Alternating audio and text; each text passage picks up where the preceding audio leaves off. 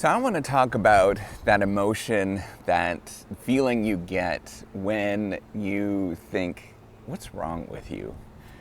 And you're often understanding or try to figure out how other people are behaving, and you can't quite figure out what they're thinking about or what they're doing.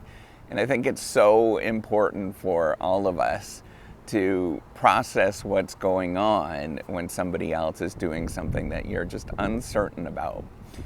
So if you don't know me, I am Professor Dave Massack. I'm an Associate Professor of Innovation Strategy and Entrepreneurship, and I created this whole reciprocity project to give back as much as I possibly can. There's so many people that help me out that I wanted to pay the favor forward to help you out as much as I possibly can.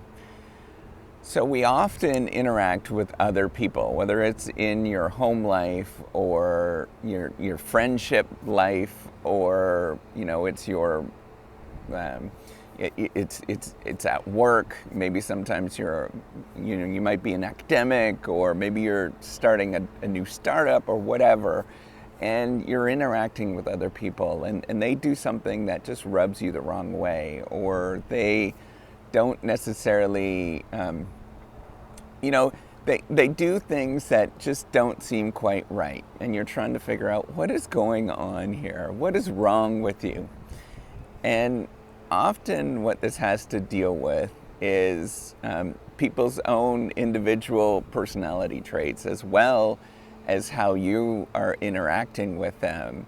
And you're coming to a conclusion, or you're coming to a moment where you're both really kind of uncertain about what's going on. And generally, if it's kind of a positive emotion when that happens, you don't think about that because everybody is kind of getting along. But often what ends up happening when you're trying to work with other people in different kinds of organizational settings is you bump into them and you think, man, that just doesn't rub me the right. It doesn't feel good when they do that. And what I'm saying here is that this is really normal for all of us to go through these moments. And I think it's a normal part of what causes organizations to fail, relationships to fall apart, and all sorts of other different kinds of things, is we start thinking, what is wrong with you? What is going on there? And often it really has to come down with how people actually process difficult problems or difficult things that they're doing. And we all have different ways of dealing with that in terms of processing what is going on in the environment. Myself, I tend to, I tend to do one or two things. So one of them is I tend to run away, that sort of fight or flight response that you might have heard about. And I tend to run away and be shy and not hide behind the couch, is what I used to do when I was a kid, and that still isn't my tendency. The other thing is to rationally think through things and sort of say, hey, we got to do this, we got to do this, we got to do this. It's kind of the bit of a planner sort of thing that goes on in my mind.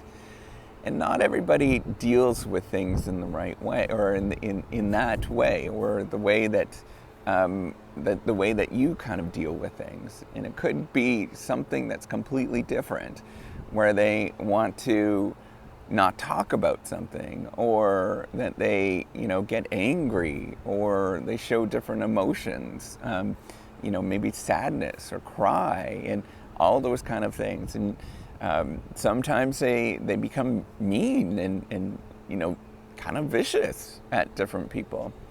And what it comes down to is you have to imagine all of us are basically 5-year-olds inside, right? We might look old, we might look like we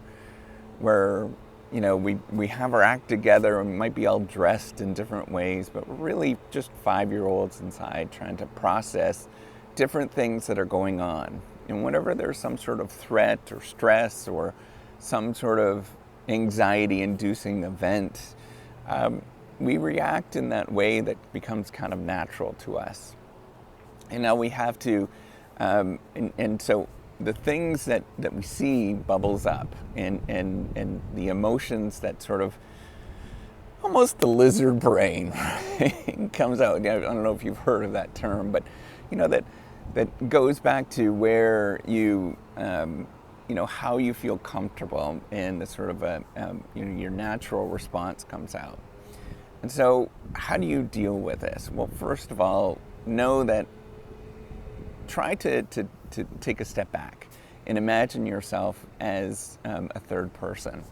And I think that's one of the easiest way to deal with these kind of things is imagine yourself as a third person where you're trying to have a conversation with somebody as the third person. Or if you know that that is your natural response, think about, okay, I'm going to have this as a natural response and go through this and take a pause and think about, okay, how am I actually going to deal with this as a third person? Use that sort of person in your brain that's sort of thinking through these things. Sometimes you will get an interaction where somebody is not nice to you or is aggressive to you.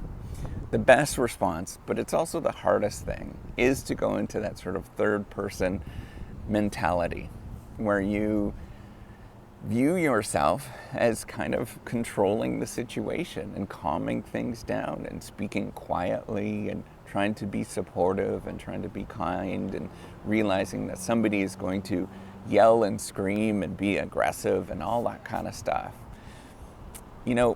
If you imagine yourself, and I think this is where it's really useful sometimes in some professions, because we dress up in some professions, right? Like a police officer or a nurse or a physician or whatever. We dress up in different ways, and we actually put on uniforms where we dress up.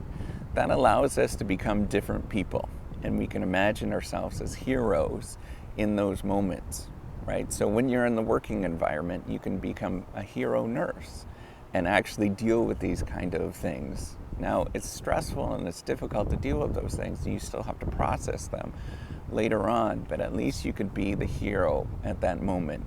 So imagining yourself as the hero in the moment allows you to deal with some of these stressors and go through those things. Now, I think a second thing that I want you to think about is to remember it's not you that's going through these things. If you're trying to be calm and you're trying to be supportive and you're kind, it's not you that's dealing with these things, it's the other person. And they haven't figured out how to actually deal with these emotions that are so powerful in our life. And we have to stop and really reflect on that.